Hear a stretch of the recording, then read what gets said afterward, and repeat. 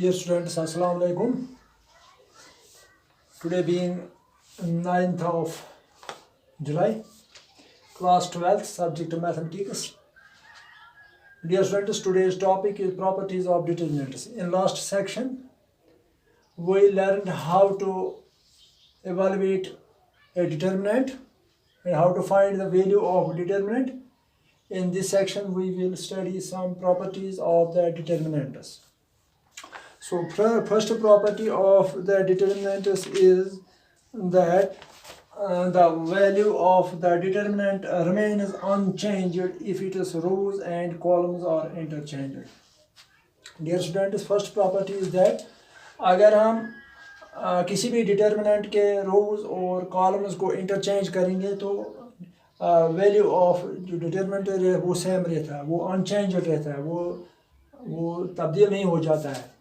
जिस तरह से मैट्रिक्स में हम मैट्रिक्स में रोज और ये कॉलम्स इंटरचेंज करते थे तो मैट्रिक्स की जो मैट्रिक्स बदल जाती थी, लेकिन यहाँ पर the value of the determinant does not change if we interchange rows into columns. For example, अगर हम लेंगे डिटर्मिनेंट, डेटा से हम डिनोट करते हैं डिटर्मिनेंट को.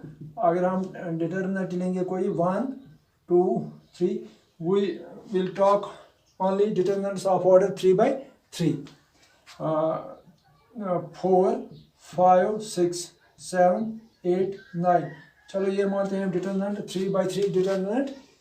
तो अगर हम इसकी ये कहता है कि the value of the determinant remains unchanged if its rows and columns are interchanged. जिस तरह से हम क्या करते थे वहाँ मैट्रिक्स में, यहाँ भी हम रोज और कॉलम्स को इंटरचेंज करते हैं. तो इंटरचेंज करके हमें यहाँ पर रोज को हम कॉलम्स में इंटरचेंज करेंगे तो ये ऐसे आएगा 1, 2, 3, 4, 5, 6, 7, 8, 9.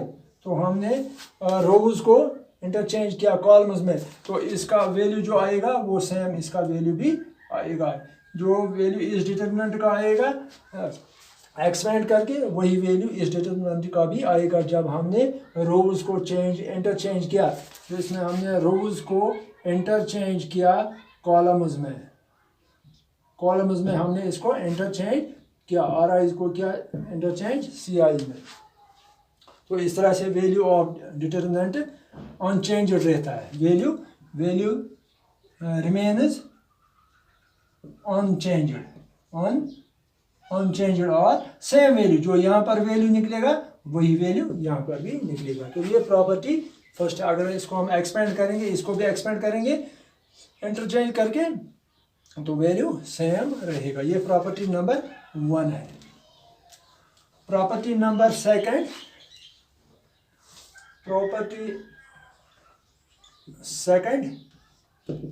प्रॉपर्टी है इसमें,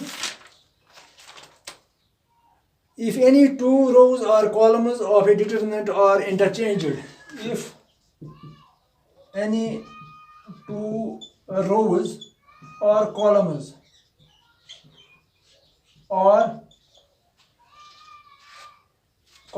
of a determinant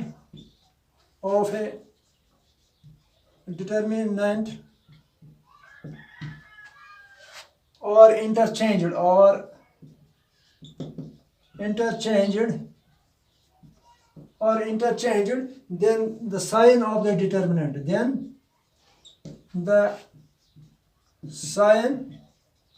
of the determinant changes. Then the sign of the determinant changes.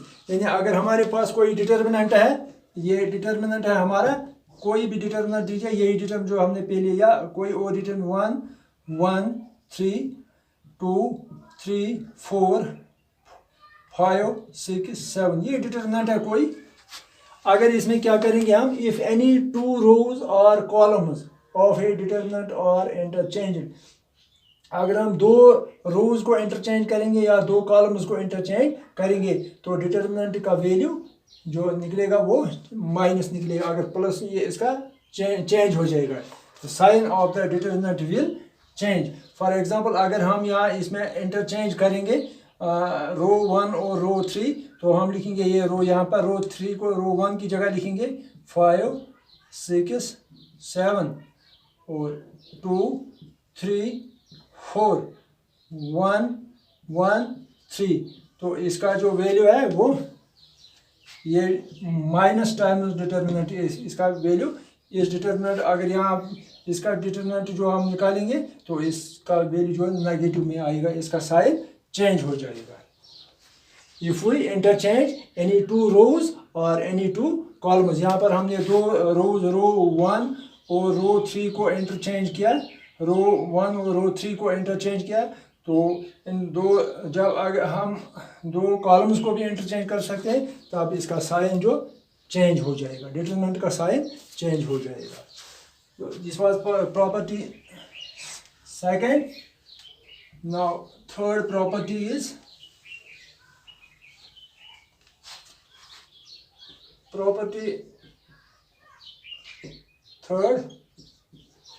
property third is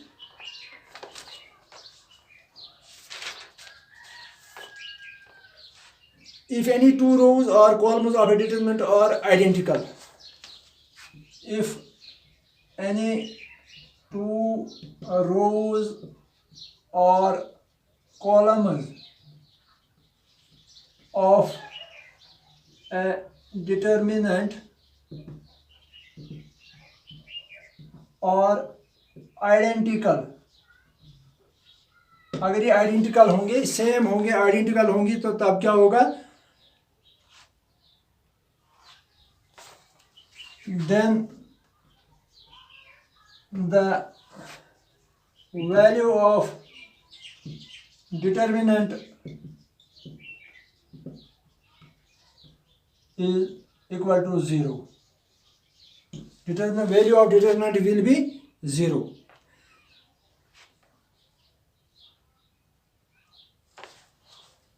If any two property third क्या है, if any two rows or columns of a determinant are identical, then the value of determinant is 0.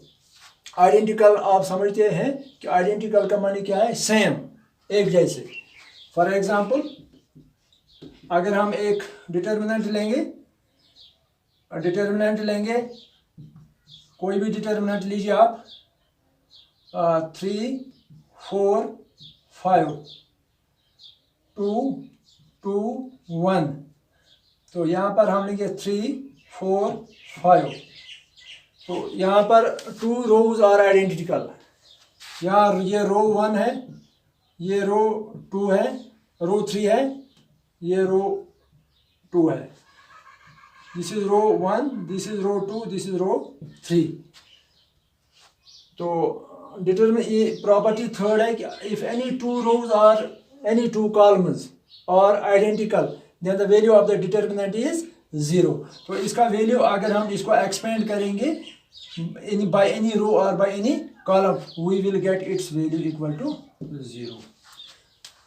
और अगर हमारे पास कोई determinant है, अगर इसमें दो कॉलम्स सेम होंगे, आइडेंटिकल होंगे, दो कॉलम्स 1 1 2 1 1 4 3 5 6 1 1, यहाँ भी हम लेंगे ये 3, तो इसमें दो कॉलम सेम है, ये कॉलम 1 है, ये कॉलम 2 है, कॉलम 2, ये कॉलम 3 है, तो यहाँ पर दो कॉलम्स सेम है, कॉलम नंबर 1 1 1 3 1 1 3, ये आइडेंटिकल है, सेम है, इसलिए इस डिटर्मिनेंट का वैल्यू हमें एक्सपेंड, ये खुद यहाँ बता सकते हैं कि इसका वैल्यू 0 होगा।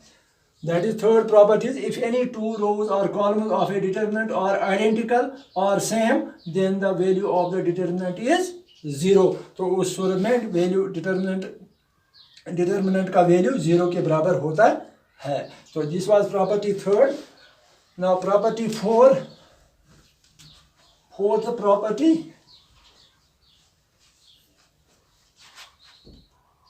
property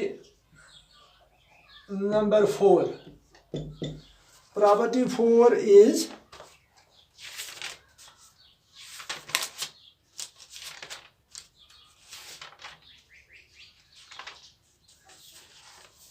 if each element of a row or a column of a determinant is multiplied by a constant k, then its value gets multiplied by k. Property fourth है, if each element of a row or a column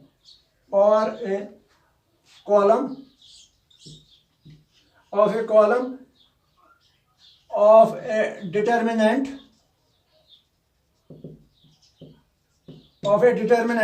is multiplied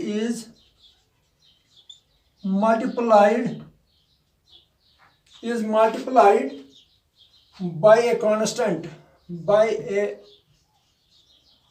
constant, then its value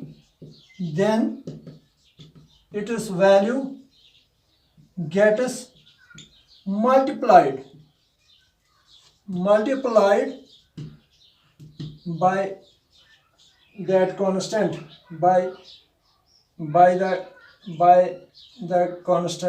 by that constant.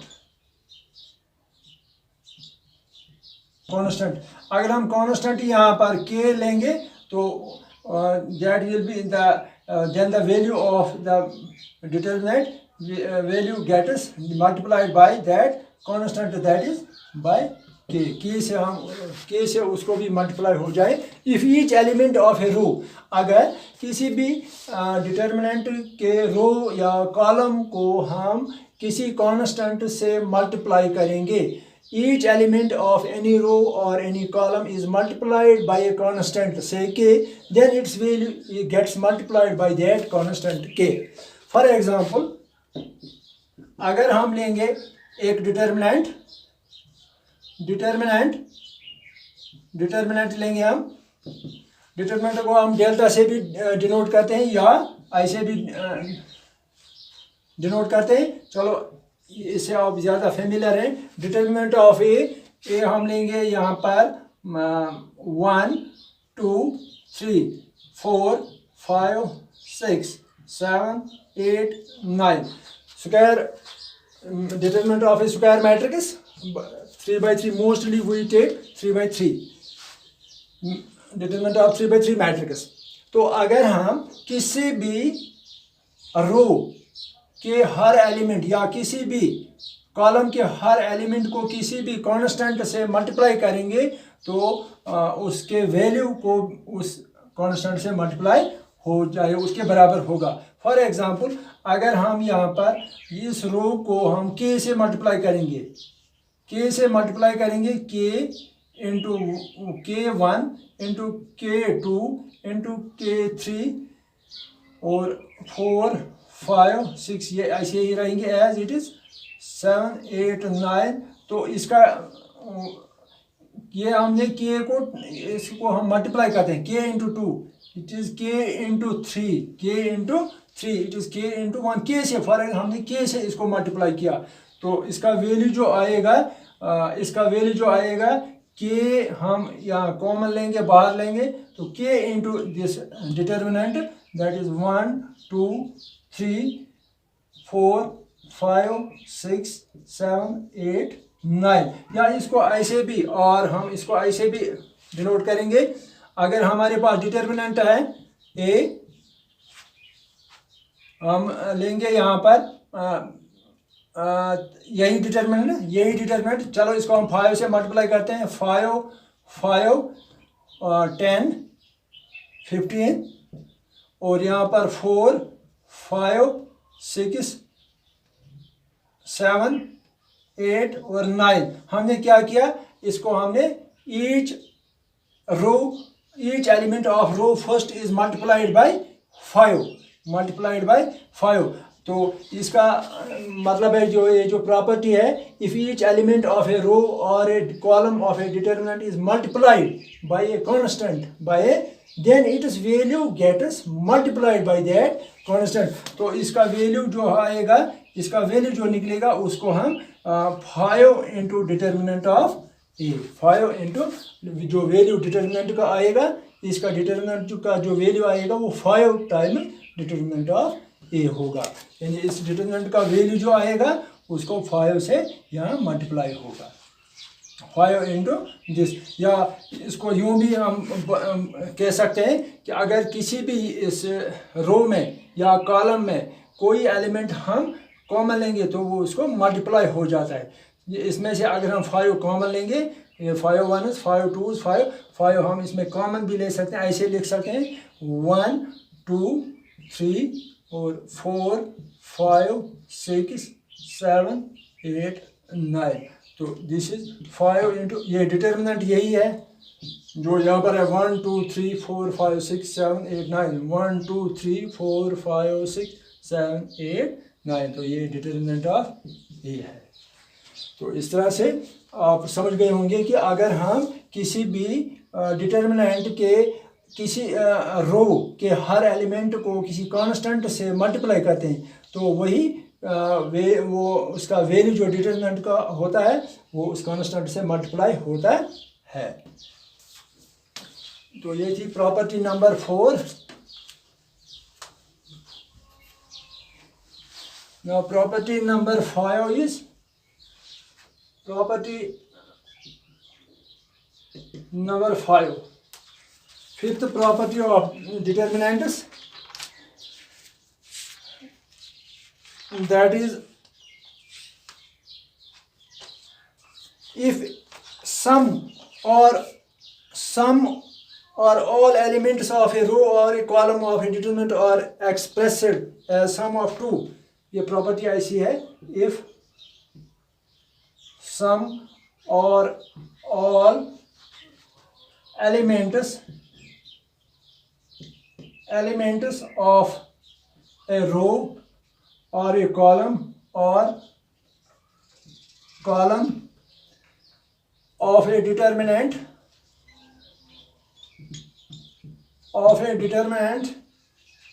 और expressed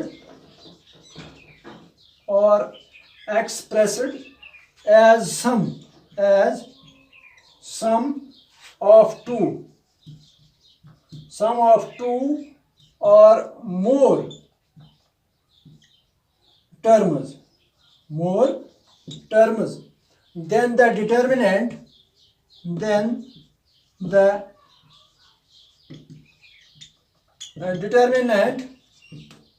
then the determinant can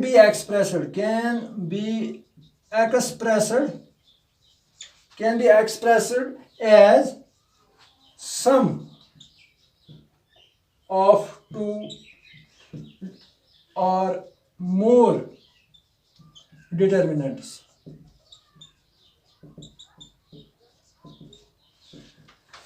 ये property अक्सर इस्तेमाल होती है, exercise में भी ये प्रॉपर्टी इस्तेमाल होगी।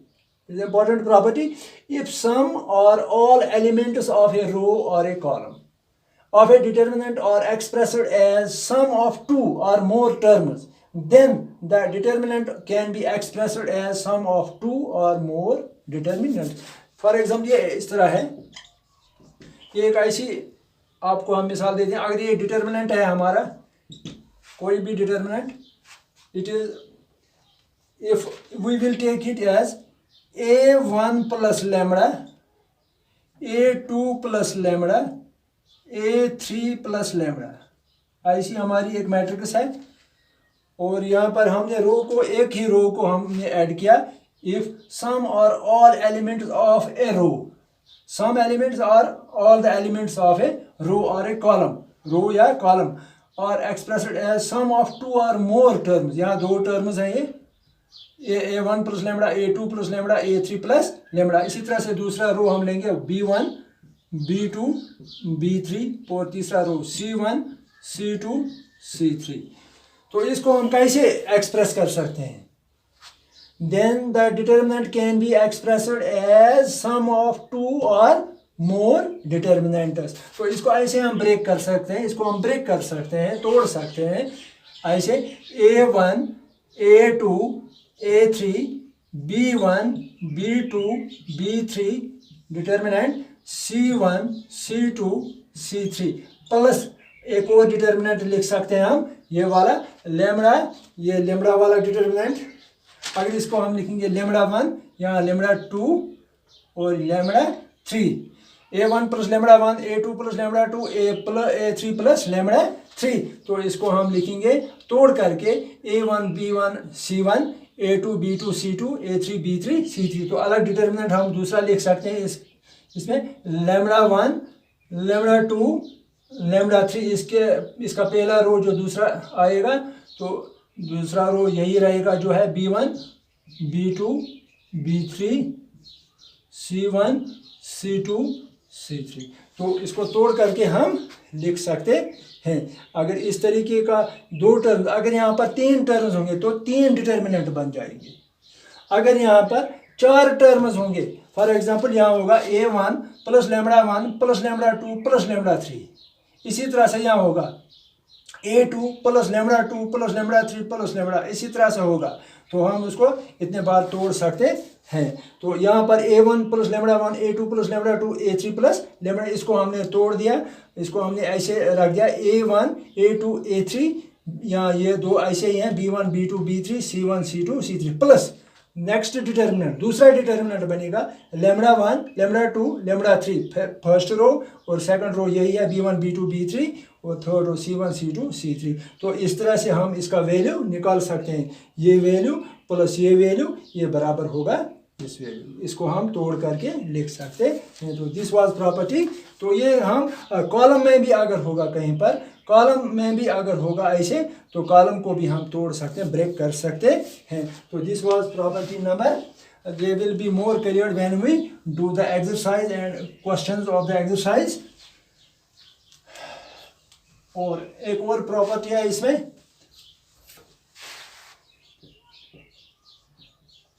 प्रॉपर्टी नंबर 6 भी है इसमें।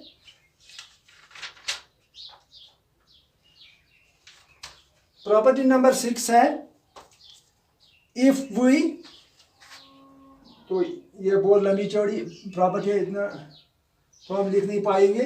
तो इसमें हम ये ऑपरेशन ही देखेंगे क्या होगा। अगर हमारे पास एक और आई प्लस के टाइम्स और जे और सी आई पर ऑपरेशन हम लगाते हैं सी आई प्लस के टाइम्स सी जे। मतलब इसका ये है कि अगर हमारे पास कोई डिटर्मिनेंट है, फॉर एग्जांपल हमारे पास ये डिटर्मिनेंट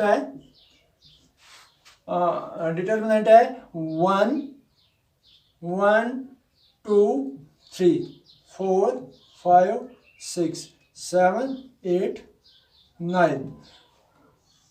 तो यहाँ हम अगर करेंगे और 1, या ऑपरेशन करेंगे हम और 1 पर ऑपरेशन लगाएंगे, और 1 प्लस लगाएंगे हम 2 टाइम्स और 2 टाइम्स और 2। तो इसको कैसे हम करेंगे, और 1 यहाँ पर हम करेंगे, और 1 पर ऑपरेशन लगाते हैं हम, और अप्लाई किया हमने ये अप्लाइंग दिस ऑपरेशन, और 1 पर हम ऑपरेशन कर रहे हैं, और 1 प्लस ट्वाइस और 2, दिस इज और 1 plus that is 1 plus twice this plus 8। इसी तरह से 2 प्लस 10, 2 5 आर ट्वाइस दिस और 2 3 प्लस 2 6 आर 12। तो ऐसे हम कर सकते हैं। तो ये दो अनचेंज्ड ऐसे ही जैसे हैं एज इट इज 4 5 6 7 8 9। तो इसको ऐसे हम कर सकते हैं। ये इसका कहना यही है, 6th प्रॉपर्टी का मतलब यही है। तो इसको हम ऐसे भी कर सकते हैं, ऐसे भी हम इसको तोड़ सकते हैं। जो प्रॉपर्टी क्या थी, प्रॉपर्टी 5 के मुताबिक इसको हम ऐसे भी लिख सकते हैं, ऐसे भी लिख सकते हैं 1, इट इज 1 2 3 और 4 5 6 7 8 9 प्लस जो प्रॉपर्टी 5 का इस्तेमाल यहाँ हम करेंगे।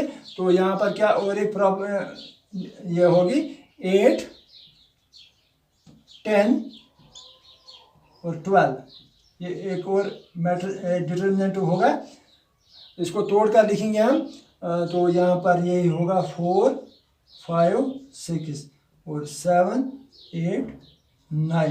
तो ये इसको तोड़कर भी हम लिख सकते हैं। ये डिटर्मिनेंट जो है ये ऐसे भी हम लिख सकते हैं 9 12 15 और ये ऐसे ही 4 5 6 7 8 9। इस तरह से भी हम इसको लिख सकते हैं, इसका डिटरमिनेंट निकाल सकते हैं, या इसको हम प्रॉपर्टी 5 का यूज़ करके इसको हम ब्रेक करेंगे, इसको हम दो डिटरमिनेंट्स में चेंज करेंगे, दैट इज़ 1 2 3 पहला रो आएगा इसमें और 4 5 6 7 8 9 प्लस सेकंड डिटरमिनेंट बनेगा 8 10 12 4 5 6 7 8 9। इसी तरह से हम अगर दूसरा ऑपरेशन इसमें करेंगे तो वो हम फिर इस मैट्रिक्स में लगा सकते हैं। अगर हम फॉर एग्जांपल यहाँ पर एक और ऑपरेशन करना है हमें,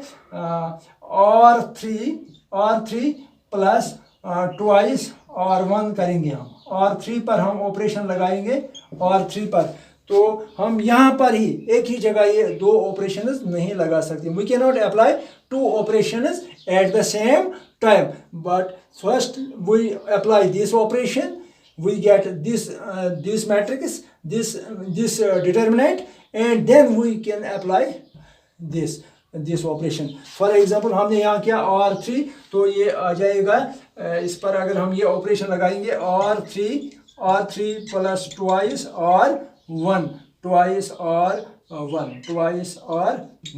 तो यहाँ पर हमें करना है वो, दैट इज ये ऐसे ही रहेगी 9 12 15 और ये 4 5 6। तो R3 पर हम ऑपरेशन लगा रहे हैं और 3 पर, और 3 को हम क्या कर रहे हैं, R3 plus twice R1, that is 7 plus twice this, that is 18, और इसी तरह से 8 प्लस ट्वाइस 12, दैट इज 24, और 9 प्लस ट्वाइस 15, दैट इज 30। तो ऐसे हम इस मैट्रिक्स को लिख सकते हैं। फिर इस मैट्रिक्स को हम, ये रो है यहाँ पर, इसको हम तोड़ सकते हैं, फिर हम इसको तोड़ सकते हैं ऐसे, हम इसको फिर ब्रेक कर सकते हैं 9 12 15 4 5 6 by using applying property number 5. By using property number 5 we can write this determinant as it is 7